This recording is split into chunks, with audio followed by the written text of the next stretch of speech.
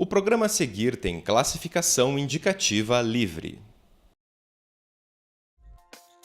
Que elementos uma boa história precisa ter para chamar a atenção dos espectadores? Um contador profissional ensina os segredos. A biblioteca que deixa de ser um lugar de castigo para se tornar um cantinho aconchegante dos alunos.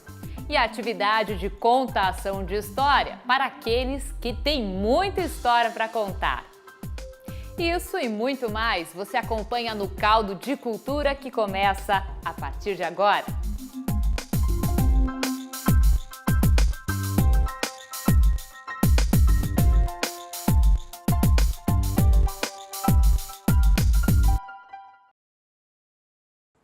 Durante muito tempo, a humanidade ficou sem registrar as próprias histórias. Os livros ainda não existiam, davam lugar à tradição oral, em que os causos eram contados de avô para pai, de pai para filho. E aí a própria história seguiu. E como será que hoje as crianças tomam gosto pela leitura? Bem, esse é o objetivo de um projeto desenvolvido na Biblioteca Pública do Paraná. Acompanhe na reportagem. Lá vem a galerinha para encarar mais uma aventura. Na sala da biblioteca, os livros ganham tramas adaptadas, com formas, vozes e a emoção dos intérpretes. A Hora do Conto é o projeto que resgata das páginas o gosto de ouvir as versões das histórias.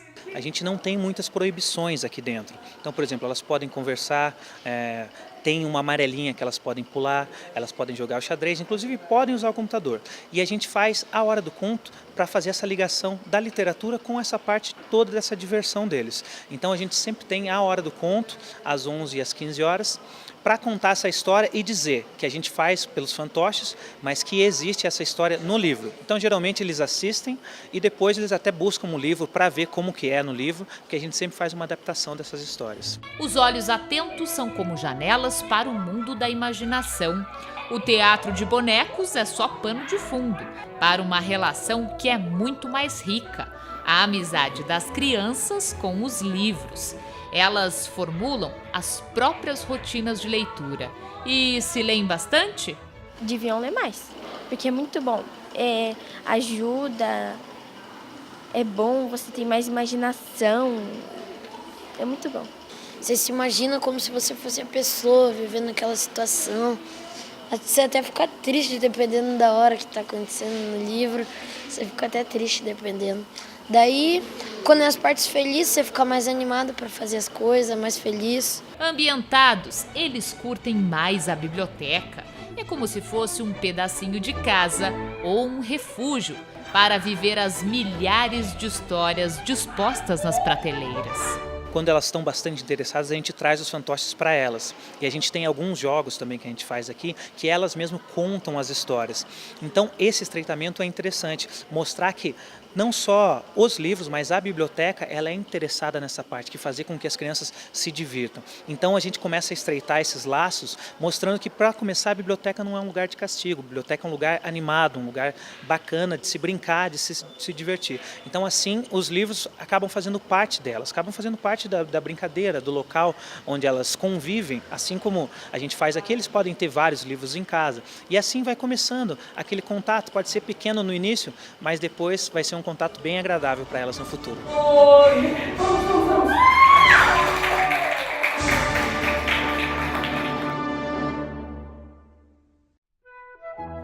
Antes do surgimento da escrita, contar histórias era uma forma de guardar as memórias das antigas civilizações. As crenças, as tradições, os atos heróicos, tudo era passado de boca em boca, de geração a geração. Era uma vez uma casinha feita de doce e lá morava uma personagem muito temida pelas crianças. João e Maria serviu de inspiração para um dos bosques mais conhecidos aqui de Curitiba, o Bosque Alemão. E lá, no meio da mata, tem um lugarzinho em que a imaginação voa. Em meio à floresta, existe uma casa muito encantada e nela não moram gnomos ou fadas, e sim criaturas que costumam ser temidas pelas crianças. Quer uma dica? Que tal espiar melhor o ambiente? Doces na parede, vassouras diferentes, caldeirão e prateleiras cheias de livros. Nós não podemos ser mal educados e entrar na casa sem ser convidados. E por isso, vamos conversar com a Dona Bruxa. Mas, Dona Bruxa, a senhora não é malvada. Não, com certeza que não. E nenhuma das bruxas que fazem parte da equipe da Casa Encantada são todas bruxas contadoras de história. As bruxas malvadas ficaram nos livros e nas histórias. E aqui na casa somos contadoras de história. E como é contar histórias? É maravilhoso, porque é encantar, né?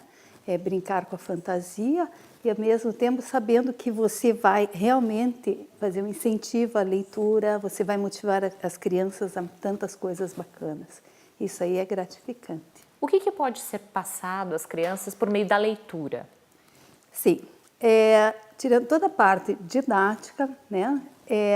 Aqui na casa a preocupação muito grande nossa é com incentivo à leitura, mas a gente também trabalha o respeito às crianças, até a boa alimentação, o encorajamento, né, de novas descobertas, através de perder o medo das bruxas e de coisas que não é do normal, da rotina da vida da criança. Isso aí é tudo um desafio, né? E qual que é o seu nome na vida real, Dona Bruxa? Meu nome é Elizabeth e eu sou a Bruxa Beth. Elizabeth, você foi uma das primeiras aqui da casa, né? Sim, há 18 anos atrás. Foi um tempo assim de aprendizado, né? Porque a casa aberta funcionava com a contação de história com a Bruxa Mila. E um dia nós soubemos que nós teríamos que dar continuidade ao trabalho de contação. Então fomos fazer curso, fomos descobrir novas maneiras de encantar. E eu agradeço muito a Bruxa Mila, que muita coisa que eu tenho hoje, fiquei da imagem dela, porque na época era a referência que tínhamos. Este é um espaço de cultura onde se recebem crianças das escolas de Curitiba e turistas que visitam o bosque. Aqui nós temos um espaço aberto não só para as escolas, mas também para os turistas. E também temos os objetos, que eles podem manipular, tirar foto com as próprias bruxas, que sempre estão à disposição. As crianças têm esse encantamento pelo personagem e esse elo com a literatura, que é prazerosa para eles, fazem com que eles queiram voltar, se comunicam com as bruxas e fica esse elo, para o futuro eles voltarem para casa. As próprias bruxas, no final das histórias, elas mostram um livro para que eles vejam de onde foi tirada aquela história que eles ouviram. Isso faz justamente um link para que eles possam buscar nos livros as histórias que eles ou escutaram ou as que eles gostam de ouvir. Daqui a pouco, além da nossa equipe, essa bruxinha para lá de simpática recebe convidados mais que especiais. Quer saber como é que continua essa história? Então não perca no próximo bloco do Caldo de Cultura.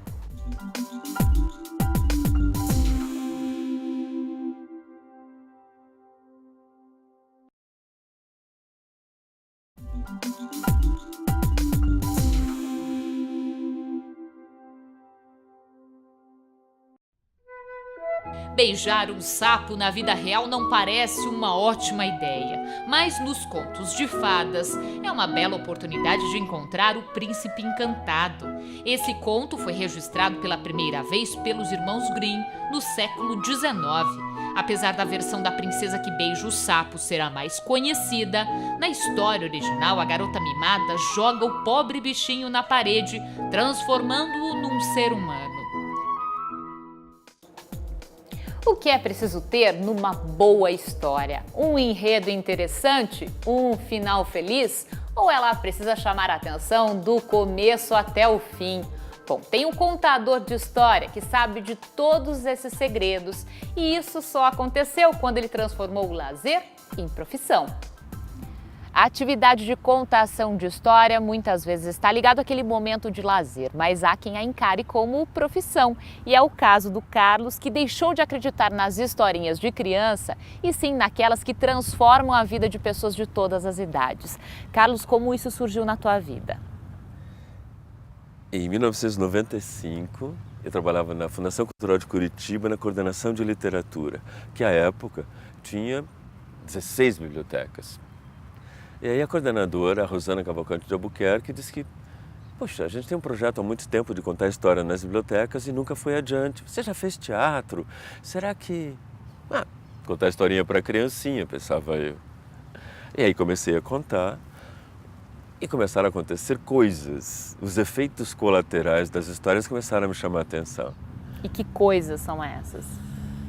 Pacientes do hospital psiquiátrico que não falavam mais, não entravam mais em contato verbal, contavam as suas histórias, cantavam junto nas apresentações. Manicômio judiciário, hospitais de crianças, hospitais de adultos, mesmo relatos de terceiros, de pessoas que tinham ouvido uma contação e que ali, durante a contação, tomaram decisões de vida que estavam para tomar há muito tempo. E assim, onde é que eu estou mexendo? E passei a pesquisar e a encarar isso de uma forma séria, mas não sisuda. E os adultos, eles recebem bem as histórias porque é preciso ter tempo para se dedicar e ouvir uma história. Como que você lida com isso? Olha, a princípio tem aquela defesa, né? Historinha para criancinha, e aí você vê aquelas caras e os braços cruzados. E de repente a postura vai se desmanchando e os olhos vão começando a ter um outro brilho. E a qualidade da escuta se torna verdadeira. Dá para sentir o silêncio no ar. Branca de Neve é uma das histórias mais contadas e adaptadas de todos os tempos.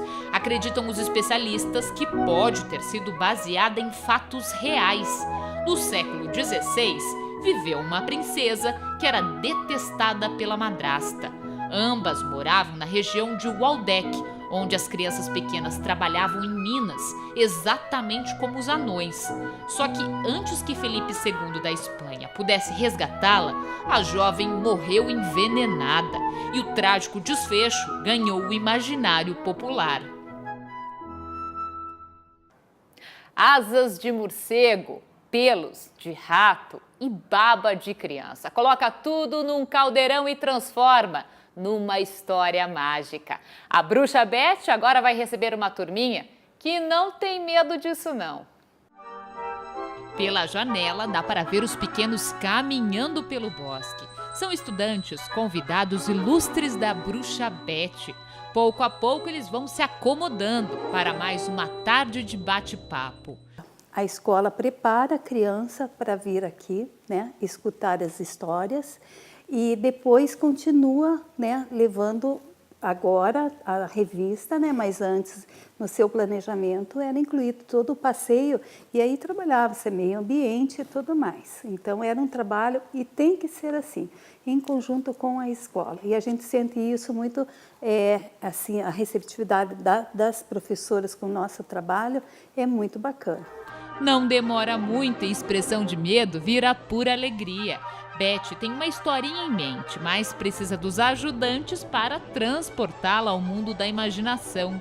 Eu acho que a criança, ela gosta de pegar na gente, de olhar, de ver tudo que tem de diferente. Enquanto eu sentir que isso está agradando a criança, eu vou sempre procurar fazer algo que elas vibrem, né? Porque isso me faz feliz também. Te faz feliz também? Muito, como é que esse muito. sentimento de transmitir, às vezes, uma historinha e que pode se tornar um sorriso, uma alegria na vida de uma criança? Não só um sorriso, é uma coisa que as outras bruxas também comentam. A gente não escuta só bruxa uma vez, bruxa eu amo você, são muitas vezes. E isso não tem Não tem algo, né, que seja mais tocante para a gente do que isso. Bruxa, você é linda, bruxa, eu te amo, né? E é com a promessa de ler. E isso eu sempre falo, que cada vez que elas estiverem com um livro na mão, pelo menos 10 bruxas daqui da Casa Encantada vão estar felizes com isso.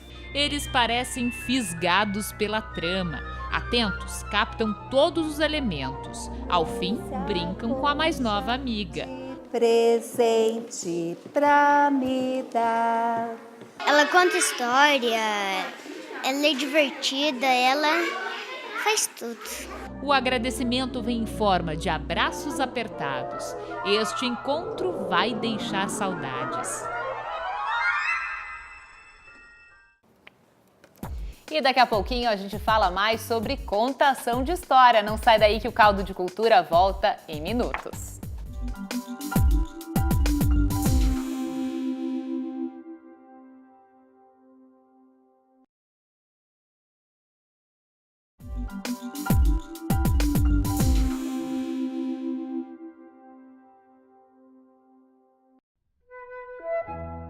As histórias assumem formas diferentes de acordo com as narrativas.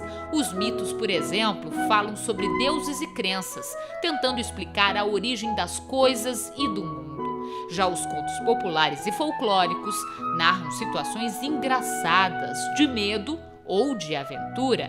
Neles, muitas vezes aparece a figura do herói. As fábulas são histórias mais curtas, em boa parte com lições de moral. Como protagonistas, bichos assumem comportamentos humanos. Se você acha que contar histórias é coisa de criança, precisa conhecer essa turma que tem muita história para contar. Nos asilos voluntários, transformam letras em emoções.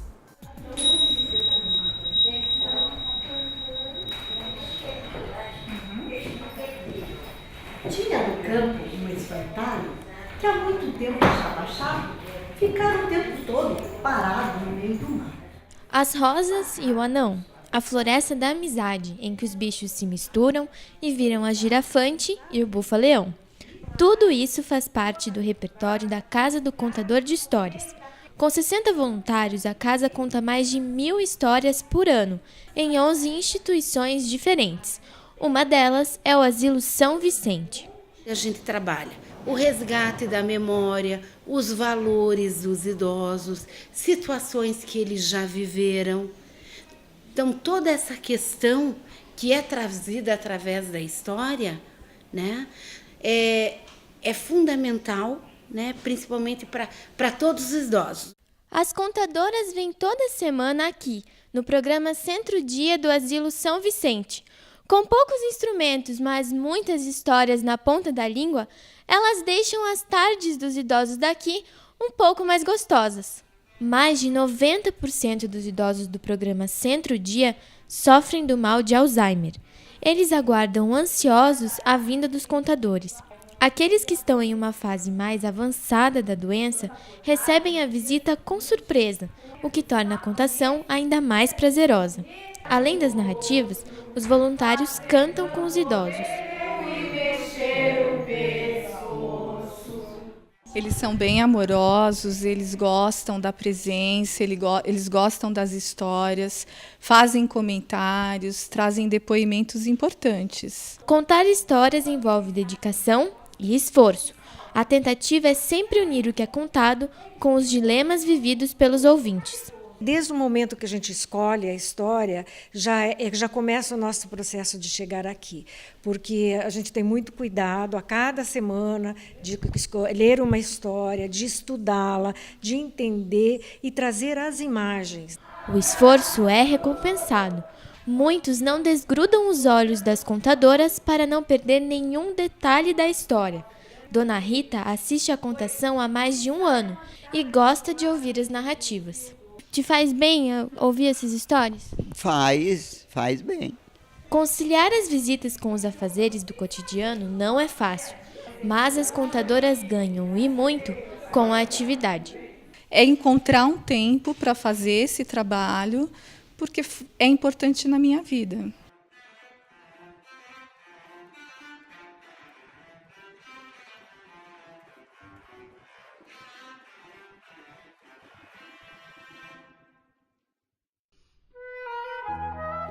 No Nordeste brasileiro, a literatura de cordel ainda é uma forma de tradição oral. Os poemas são declamados pelos cordelistas e podem ter 10, 8 ou 6 versos. Os autores recitam de forma cadenciada, sempre no ritmo do violão, acompanhando a melodia. Quanto mais empolgada a declamação, mais o público se anima para ouvir sobre lendas, fatos históricos e situações do cotidiano do sertanejo. E agora mais um pouquinho da entrevista com um contador de histórias. O que uma boa história tem? Puxa, que pergunta difícil. Quase tão difícil do que dizer o que é que a baiana tem. O que é que tem desse mistério que faz com que as pessoas parem e escutem? Uma boa história vai conseguir mexer nas raízes do ser humano, naquelas coisas ancestrais que a gente traz aí, desde a primeira explosão. A gente tem, celularmente, a história do universo inteiro. Nós somos constituídos, cada uma dessas coisas, e nós próprios, dessa primeira explosão.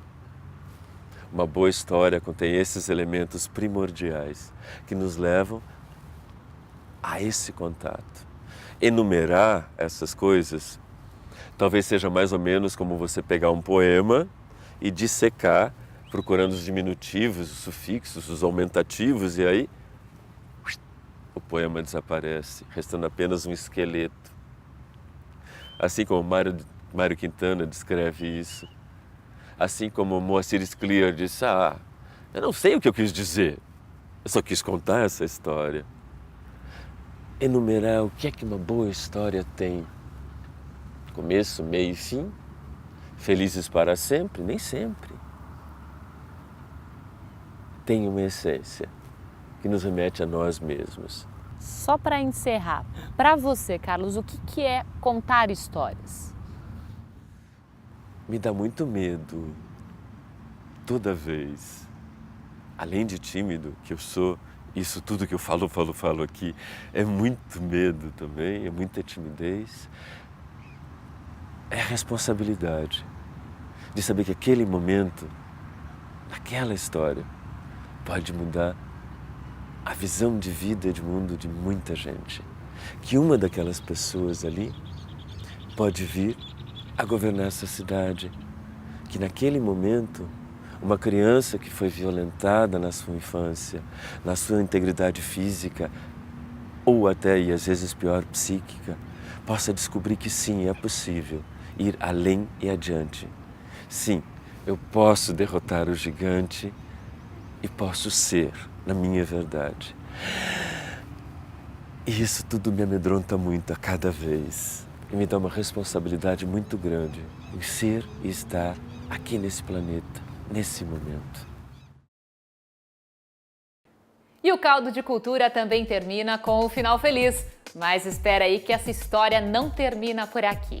Se você quer assistir a outros programas, entre no nosso site ou curta as nossas redes sociais. Lá tem um conteúdo exclusivo para você. A gente se encontra na semana que vem. Até lá!